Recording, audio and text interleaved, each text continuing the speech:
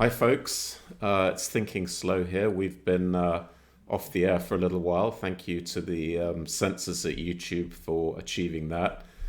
Today's film is a short video about Ukraine, and we wanted to do that because we have, we think, a little bit of insight into what goes on in Russia, and would like to share that with you and some of the backwards and forwards news for the last couple of days, and try and put that into perspective. So this is only February of 2022, and already we've been beaten up by quite a lot of fear mongering coming from various angles. And I just put a couple of examples up here. So an interesting article here on the left is from the Daily Mail about the discovery of the Omicron variant, where the doctor who discovered it was, according to this article, under pressure not to describe it as less severe than previous variants, and she describes the political pressure and media pressure not to suggest that it's more mild. I can't say too much about that, otherwise this will also be deleted. But it's interesting. You know, the narrative was to basically keep this going as much as possible.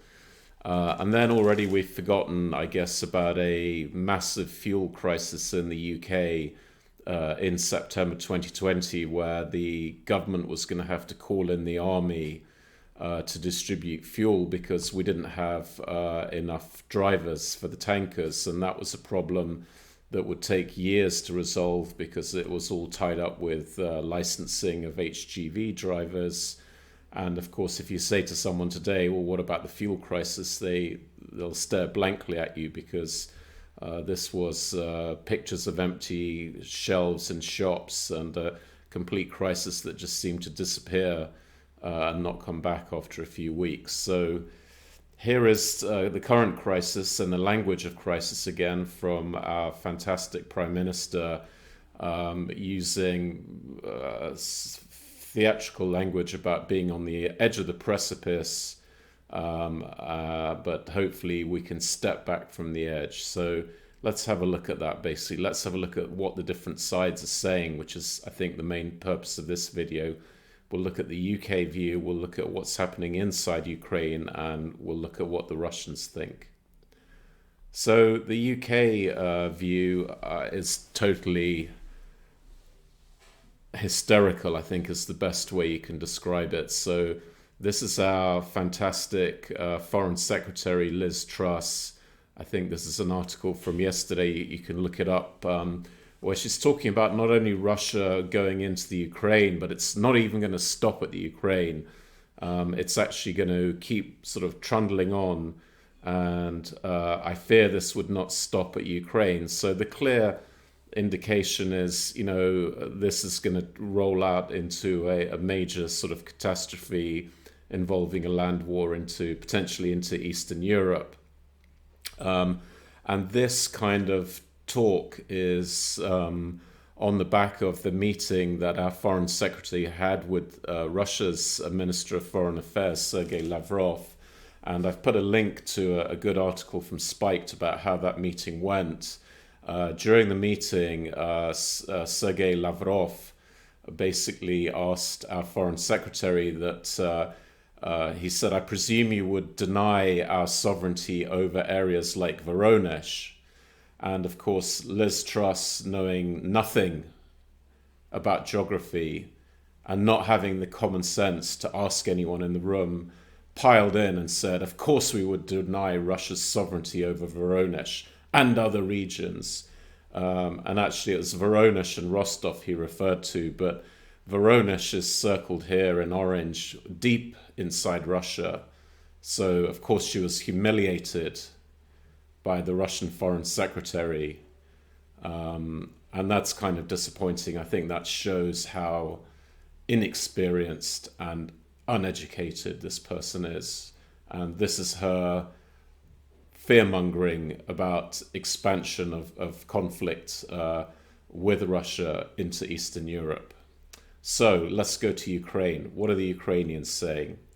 Now, the Ukrainians are I think, understand that they're trapped in a situation, possibly being used either way. But this came out yesterday, 14th of February, where the Ukrainian ambassador to the UK actually said, Ukraine could drop NATO bid to avoid a war, which is an incredibly sensible thing to say, because I don't think there's anybody that wants a war between anyone and anyone, let alone anything involving Russia and NATO and Europe. So this is something he said, and it was recorded on the BBC, but he had to subsequently essentially retract this statement.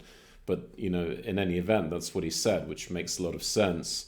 And even more amazingly, I don't think you'll see this too much in the Western press, but this is a recording of something the Ukrainian defense minister said on Ukrainian TV. And this is an article in TASS, which is a Russian outlet, from the 25th of January. The words of the Ukrainian defense minister are, "As of today, the armed forces of Russia created no strike groups indicating they were ready to launch an offensive tomorrow." He told Ukraine's ICTV television channel, adding that a scenario of Russian attack in the near future was also unlikely. Quite a contrast, obviously, with what our fantastic Foreign Secretary has been saying. But interesting nonetheless that I would say that the clear summary here is that senior politicians inside the Ukraine are trying to downplay or make balanced, at least, statements of the situation. And of course, it's not in their interest to have heightened tensions, because that alone will wipe out the economy and create a run on the currency, even barring anything else. So it's certainly not in their interest to inflame the situation just from an economic standpoint. So let's go to Russia then to get the third angle on this. And this is an extract, and I've put the link in, from a discussion between Sergei Lavrov and President Putin. This was placed a day or so ago. And he's discussing with Sergei Lavrov, what's the state of play, basically. And at least for me, this makes a lot more sense, because here we've got substantive issues, what actually is at stake, rather than sort of hysterical, we're standing on the edge of the precipice, but we may be able to step back kind of lyrics. We actually have substantive issues. So these are the points raised by Russia. NATO's non-expansion, number one. Number two, non-deployment of strike weapons that are a threat to Russia, and in general returning to the 1997 position when there was a founding agreement signed between Russia and NATO. So you have substantive points that you can actually get your hands around, rather than emotional, I have to say, nonsense that we hear from UK politicians. And very interestingly, I thought with this statement also, again, this is coming from the Kremlin, that they actually acknowledge, what is the other point of view. And the other point of view is that a state should have the right to choose its own union. And that's really not up for discussion. So he's actually here saying, he's actually providing, in a way, the balance of both points of view, which I thought was quite surprising. But anyway, it's there. And again, it contrasts with the UK's sort of hysterics from our leadership. Now, anyone, I think, or not anyone, but pretty well, anyone that looks at a map and looks at the way NATO has expanded eastwards can sympathize to some extent with what Russia's saying.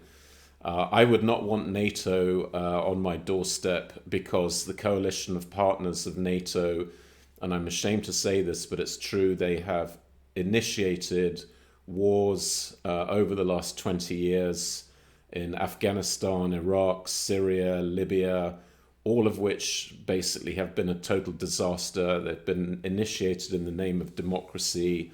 And in many of those conflicts, especially, of course, Iraq, it turns out there was no basis whatsoever for the military action in the first place. So you would not want these guys moving military stuff up to your border, quite apart from anything else.